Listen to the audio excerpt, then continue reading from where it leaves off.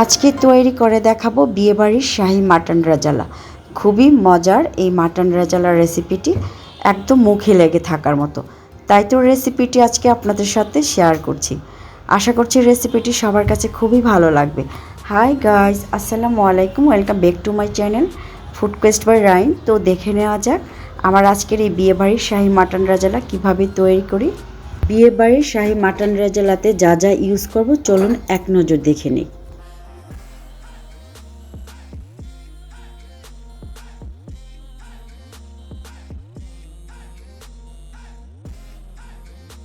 বিয়েবাড়ির শাহী মাটন রেজালা তৈরি করার জন্য প্রথমে একটি শাহী পেস্ট তৈরি করে নিয়ে নিলাম হাফ কাপ বেরেস্তা, 1/4 কাপ টক দই, 1/4 কাপ কাজু বাদাম, এর সাথে 10-12টি কিশমিশ অ্যাড করে একটি পেস্ট তৈরি করে নিব। এরপর এখানে 1 কেজি পরিমাণে মাটন নিয়েছি, আর মাটনগুলোকে পরিমাণ মতো পানিতে 1 টেবিল স্পুন লবণ, 2 টিস্পুন ভিনেগার দিয়ে কতক্ষণ ভিজিয়ে রেখে ভালো মতো ধুয়ে পানি ঝরিয়ে নিয়েছি।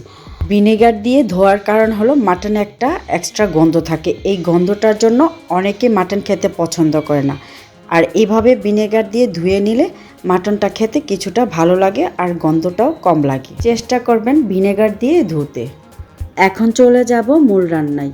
নিয়ে নিলাম প্যানে 1/3 কাপ তেল। তেলটা প্রপারলি গরম হয়ে আসলে গোটা মশলাগুলো গরম তেলে ছেড়ে দিই। গোটা মশলাগুলোর মধ্যে 2টি তেজপাতা, 1টি বড় এলাচ, 5টি ছোট এলাচ, 1 টুকরো দারুচিনি আর 3-4টি লবঙ্গ। এরপর যাবে স্লাইস করে কাটা 1 কাপ পেঁয়াজ।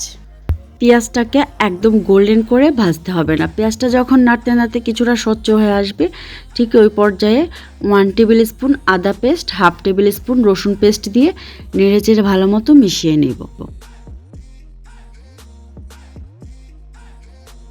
এরপর যাবে 1/2 টেবিল স্পুন মরিচ গুঁড়া, 1 টিস্পুন ধনিয়া গুঁড়া, 1/2 টিস্পুন হলুদ গুঁড়া, আর যাবে 1/2 টিস্পুন জিরা গুঁড়া। এরপর নেড়েচেড়ে ভালো মতো মিশিয়ে নেব। মশলাটা যেন পুড়ে যেতে না পারে, তাই পানির পরিবর্তে আমি 1/2 কাপ লিকুইড মিল্ক অ্যাড করছি। মিল্কটা দিয়ে একটু ভালো মতো নেড়েচেড়ে মিশিয়ে নেব। এরপর যাবে প্রথম যে আমি একটি বেরেস্তা, টক দই, কাজু বাদাম দিয়ে একটি পেস্ট তৈরি করেছিলাম, ওই পেস্টটা এখন এর সাথে অ্যাড করব। এরপর স্বাদ অনুযায়ী লবণ দিয়ে মশলাটাকে ভালো মতো নেড়েচেড়ে কষিয়ে নেব। মশলার তেল যখন উপরে ভেসে উঠবে তখনই বুঝতে হবে মশলাটা ভালো মতো কষানো হয়ে গেছে। ঠিক ওই পর্যায়ে মাটনগুলো ঢেলে দিব। ঢেলে দিয়ে ভালো মতো নেড়েচেড়ে মিশিয়ে একটি ঢাকনা দিয়ে ঢেকে মাংসটাকে ভালো মতো কষাতে হবে।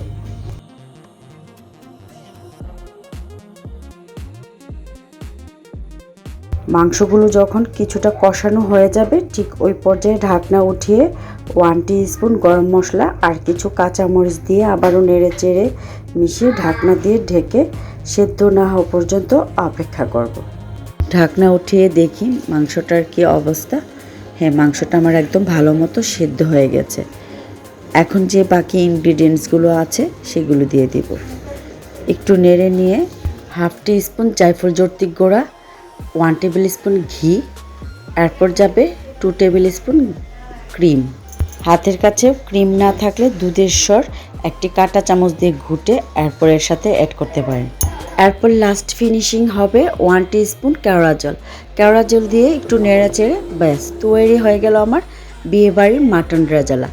এখন চুলা থেকে নামিয়ে গরম গরম ভাতের সাথে সার্ভ করব। দেখলেন তো কত সহজে তৈরি হয়ে গেল বিয়েবাড়ির মাটন রেজালা। রেসিপিটি ঠিকঠাকভাবে ফলো করলে এই মাটন রেজালার রেসিপিটি কিন্তু আপনারা বাসায় তৈরি করতে পারবেন। খুবই মজার এই মাটন রেজালা, একদম মুখে লেগে থাকার মতো। ঠিক আছে, আমার এই বিয়েবাড়ির মাটন রেজালা রেসিপি আজ এখানে শেষ করছি। রেসিপিটি কেমন হলো একটি কমেন্ট করে জানাবেন।